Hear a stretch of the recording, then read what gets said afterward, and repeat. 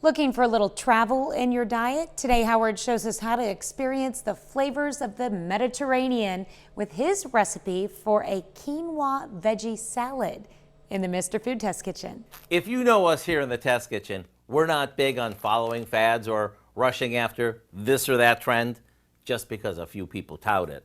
After all, how many times do we hear about something that's popular and it's either not readily available or the taste is just okay?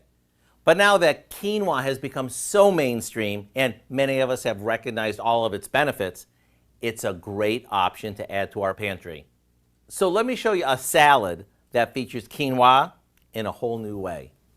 We start by cooking some quinoa according to the package directions. Takes just minutes.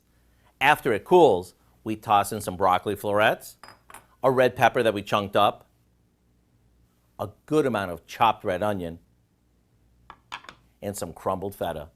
Of course, to make sure there's lots of flavor, we add in some dried oregano, salt, pepper, and a generous amount of a Greek-style dressing. Can't get any easier than that.